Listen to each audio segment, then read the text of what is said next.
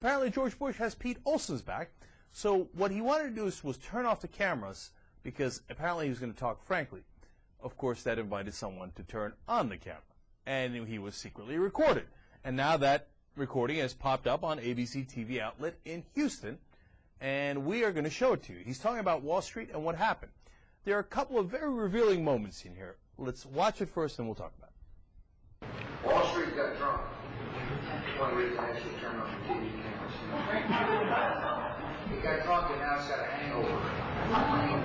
The question is how long will it sober up and not try to do all these fancy financial instruments. And then we've got a housing issue, not in Houston, evidently not in Dallas because Laura was over there trying to buy a house today.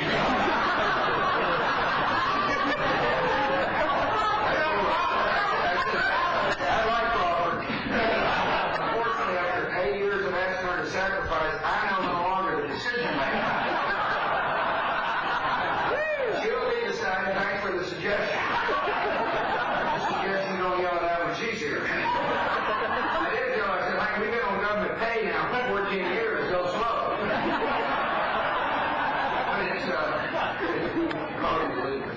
There you have it. Now, a couple of revealing things in there. One, he says, if you didn't hear it, Wall Street is drunk, and now they have a hangover, and they need to get sober, right? Interesting choice of words there. I'll come back to it in a second.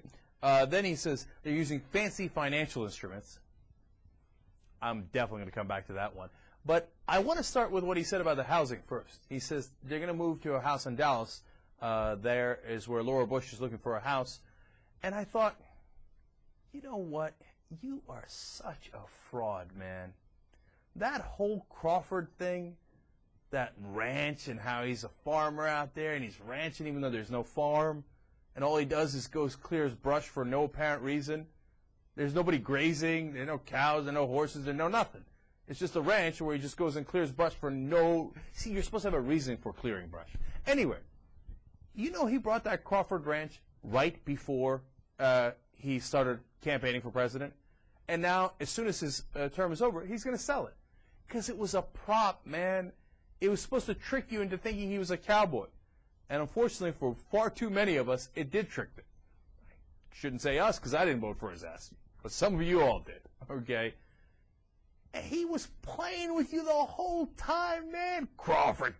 Didn't give a damn about Crawford. Now they're going to move into a gigantic house in Dallas. And you thought he was one of you? You could have a beer with him? Ha ha.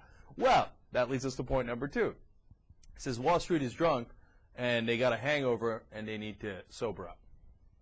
I hope to God that he's trying to simplify it for the people in the audience. But these are people at a fundraiser who have a lot of money. Presumably, they're a sophisticated audience. You don't have to simplify it that much for them. It certainly doesn't clarify it. If anything, it makes it less clear.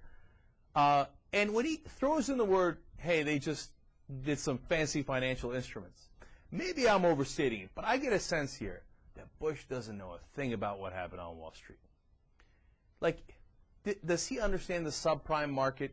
Does he understand why it melted down? Does he understand that they were over-leveraged and why they were over-leveraged and how there was no regulation and that led to them being over-leveraged, taking too much risk, and then it blowing up on us? I get the sense from that video and from everything else I've ever seen about George Bush that he doesn't have the first clue about that. He thinks, you know what? They got a little too excited, they got drunk, and now they need to sober up.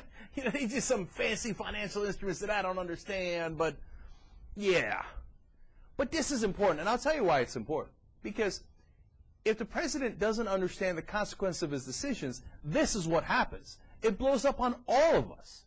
Because he doesn't get it. It's not that they went crazy or they got, you know, heady times. There's a reason behind it. The reason behind it is that you took away the regulations.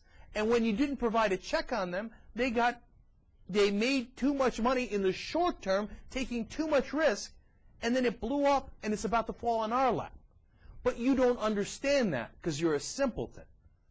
And then you joke and you laugh about it. You saw that crowd and him. I mean, they're having such a good time over it. Yeah, you're right, in Wall Street. But you know what? I'm going to buy a huge house in Dallas. Crawford, yeah, that was just a lie. Meanwhile, people are losing their jobs in droves. Wachovia Bank Boom, today, $8.9 billion in losses. $8.9 billion in losses, cutting over 6,000 jobs. Are those people laughing? Are they looking for a new giant house in Dallas? No, they're out of work. Why? Because George Bush didn't care to figure out how the markets actually worked, and that the government has a role, and its role is to check out of control, in this case, lending and then selling those what he calls fancy financial instruments to one another without any regulation. But he didn't figure it out. So those 6,000 some odd people are out of work. Wachovia lost all that money. And Wachovia is a lot to blame, don't get me wrong. They didn't have to take that risk. They wanted to enrich themselves in the short run. You think the executives of Wachovia that took those risks over the last 10 years or so, you think they're suffering? They're not suffering. They made a ton of money. Either they are still making a ton of money, or they retired. They got their stock options, they got whatever they got, and they're sitting right next to George Bush in a fancy house in Dallas. But those 6,000 some odd people that are fired today, well, that's a sad day for them. Their bosses made a lot of money in the short run and didn't give a damn about them in the long run. And now we told you that it might come back to blow up on all of us. And today, what does it look like? It looks like the Congress is going to approve a bill that would allow us to bail out Freddie Mac and Fannie Mae. I told you they were going to do it, and of course they're going to do it. And the estimated cost of that bill is $25 billion. Now, here's the thing. This is a complicated issue, and it's possible that Freddie Mac and Fannie Mae could get well enough, especially with the backing of the U.S. government, that they could get money from other places and not require any investment from the United States people. It's also possible that this could get worse before it gets better, and that this could devolve, and instead of paying $25 billion, the American taxpayer would pay $100 billion. $100 billion. Okay. Now, the Congressional Budget Office has made an independent analysis, and they believe their best guess is that it will cost the American taxpayer $25 billion, and that's what they've put in the budget. So they took all those risks. They all made their money. They spent the money on buying politicians like Phil Gramm and George W. Bush, and to some degree John McCain. They bought those politicians, and those politicians took away the regulation. They made even more money, but all along they took more and more and more and more risk. And when it blows up, do they pay the price? Absolutely not. George Bush is going to go retire in a nice home in Dallas.